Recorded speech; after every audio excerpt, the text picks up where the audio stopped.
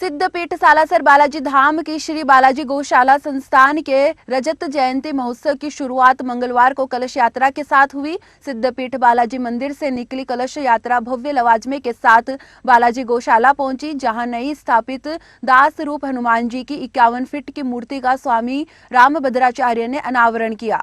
बता दें कि बालाजी गौशाला का रजत जयंती महोत्सव अगले 9 दिनों तक भव्य तरीके से मनाया जाएगा। महोत्सव के तहत रोजाना दोपहर 3 से शाम 6 बजे तक स्वामी रामभद्राचार्य राम कथा का वाचन करेंगे। वहीं गौशाला परिसर में रोज अतिरुद्र हनुमान महायज्ञ भी चलेगा। श्री बालाजी गौशाला संस्थान के अध्यक्ष रविशंकर पुजारी ने बताया कि 23 जुलाई को ख्यातिनाम कलाकारों के द्वारा भजन संध्या का कार्यक्रम आयोजित होगा।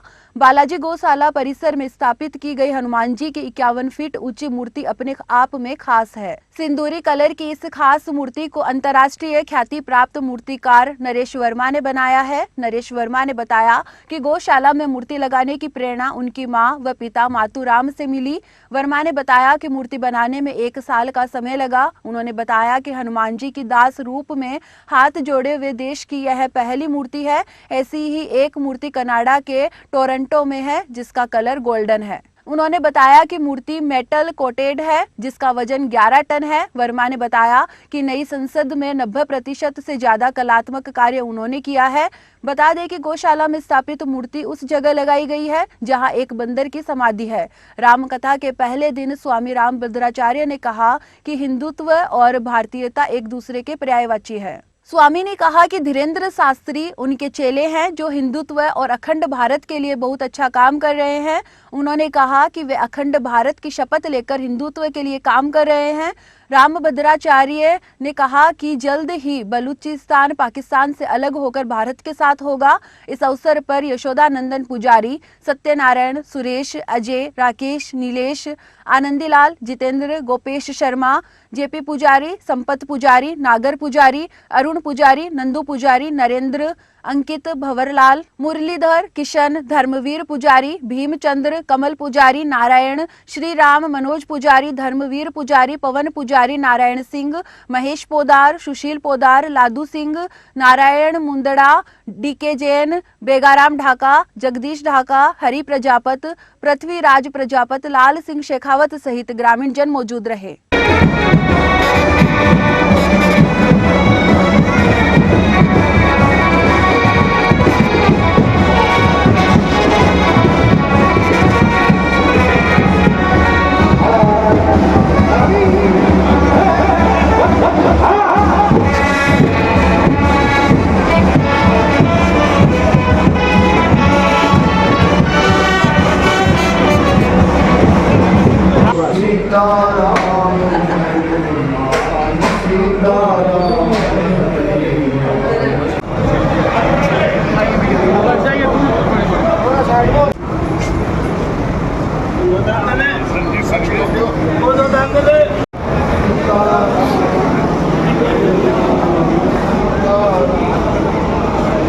फोटो खींचता चलो।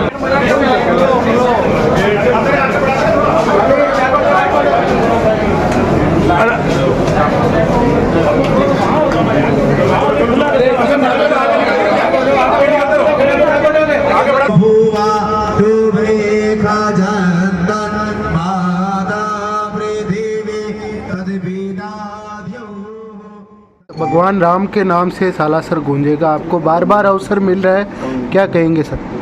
सालासर की कृपा है, उनका मन है कि मैं नहीं तो मैं चातुर्मास छोड़ के आता। हाँ सही बात। पर उनका मन है तो उनके लिए मैं सब कुछ छोड़ सकता हूँ। क्या संदेश देना चाहेंगे भक्तों को आप? मैं संदेश देना चाहूँगा, हिंदुत्व देव हो, हिंदुत्व को देवता मानो। जाओ जाओ। आपने पिछली बार भी पाक अधिकृत का मुद्दा लेकर सालासर में कथा की थी, क्या कहेंगे? बहुत अब लाभ हो रहा है, धीरे धीरे वहाँ तनाव बढ़ते जा रहे हैं। बलूचिस्तान हमारे यहाँ आने की बिल्कुल तैयारी कर रहा है। जिस तरह से धीरेन्द्र शास्त्री भी लग रहे हैं, वो मेरा चेले तो है, वो तो मेरे शिष्य हैं, बहुत अच्छा कर रहे हैं, हमारी ही इच्छा है। एक पाकिस्तान से लड़की आई है सीमा इधर, वो उसने हिंदू लड़के से शादी की है, मुस्लिम लड़की है, क्या कहेंगे उसका? ठीक है, अब परीक्षण करते रहेंगे, हम जागरूक रहेंगे उससे। हाँ नई पीढ़ी को क्या संदेश है हिंदुत्व के लिए? नई पीढ़ी बिल्कुल हिंदुत्व ही भारत की परिभाषा है, क्योंकि हमने तो सुप्रीम कोर्ट का बयान भी देखा है, हिंदुत्व पर्यायवाची है भारतीयता का। ही और इंदु, जो हिमालय के समान स्थिर हो और इंदु माने चंद्रमा के समान शीतल हो, वही तो हिंदू है, वही भारतीयता है। ठीक, आशीर्वाद। श्रद्धेय आचार्य चरणों के शिष्य हैं और जो वर्तमान में हिंदुओं के साथ मुस्लिम बंधु जबरदस्ती धर्म परिवर्तन का काम कर रहे हैं, इस पुनीत अवसर पर धीरेन्द्र शास्त्री जी आचार्य चरणों की आज्ञा से जो हिंदुओं का भाव जागरण का काम कर रहे हैं, निश्चित रूप से यह धारा रुकेगी और हिंदुत्व का भाव प्रत्येक व्यक्ति, अब तो गाड़ियों में लोग लिखने लग गए हिंदू, गाड़ी के पीछे लिखा मिलता है हिंदू, गर्व से हिंदू लोग लिखने के लिए प्रतिबद्ध हो गए हैं। धीरे धीरे ये भाव जागृत होगा तो जो ये षड्यंत्र चल रहा है विश्व स्तरीय कि हिंदू लड़कियों को जिहाद के नाम से फंसाओ और इनका धर्म परिवर्तन करो और हिंदुओं की आस्था पर जितनी चोट पहुंचाना पहुंचाओ, ये जो काम हो रहा है निश्चित रूप से इस पर रोक लगेगी और हिंदू गौरव के साथ पुनः अपनी प्रतिष्ठा को प्राप्त करेगा। मैं ऐसी कल्पना करता हूँ। जय श्री राम।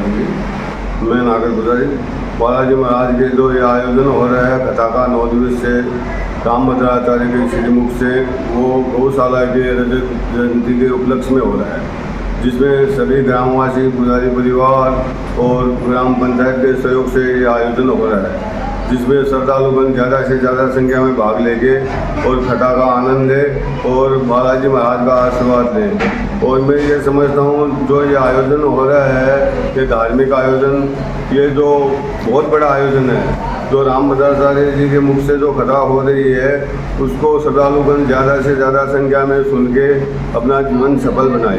जय श्री बालाजी। जय श्री बालाजी की। मैं कमल पुजारी सालासर से बालाजी गौ सेवा संस्थान में रजत जयंती महोत्सव पर रामभद्राचार्य जी महाराज के द्वारा जगत गुरु चित्रकूट पीठ से उनके द्वारा राम कथा की जा रही है। आज से बालाजी महाराज का 51 फुट का विग्रह स्वरूप का अनावरण किया गया, उनके द्वारा बालाजी गौ सेवा संस्थान में धूमधाम से मनाया जा रहा है।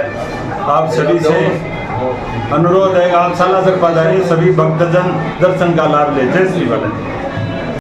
प्रतिमा बनाई आपने? माँ एक बहुत छोटा सा शब्द है, लेकिन पूरी दुनिया इस माँ शब्द में समाती है। माँ ने हमें तैयार किया, पिताजी से प्रेरणा मिली। पिताजी मेरे मूर्तिकार माथुराम जी, जिन्होंने मुझे सिखाया, उंगली पकड़ के चलना सिखाया, उन्हीं से काम को सीखा। काम को सीखने के बाद जब पहली दफ़ा इस गौशाला में मेरा आने का सौभाग्य मिला, तो शिवांश शर्मा जी हैं जो मुझे लेके आए थे। तो रवि पुजारी जी ने यहाँ की कहानी बताई कि किस तरह से एक बंदर ने यहाँ पे उनको मुक्ति मिली थी यहाँ पे, और उनकी समाधि यहाँ पे बनाई गई थी। तो मन में विचार आया कि क्यों ना यहाँ पे भगवान हनुमान जी की एक प्रतिमा स्थापित की जाए। हम हर जगह जाते हैं, देखते हैं भगवान की जो प्रतिमा होती है आशीर्वाद स्वरूप होती है। गाय माँ का स्वरूप है, गाय के सामने सब नतमस्तक है, हमारे देवता हमारे भगवान भी नतमस्तक है। हाथ जोड़े हुए दास स्वरूप हनुमान जी, जो हिंदुस्तान में पहली बार इस तरह के हनुमान जी यहाँ पे इस गौशाला के प्रांगण में स्थापित किए हुए। मैं बहुत बहुत आभारी हूँ रविशंकर जी का। कितना समय लगा इसमें बनाने में? लगभग पिछले 1 साल से हम इस कार्य में लगे हुए थे, और मल्टीपल टुकड़ों में मेरे मानेसर गुड़गांव स्थित स्टूडियो से बना करके इस मूर्ति को यहाँ लेकर के आए और असेंबल। इससे क्या खास बात है इस मूर्ति की?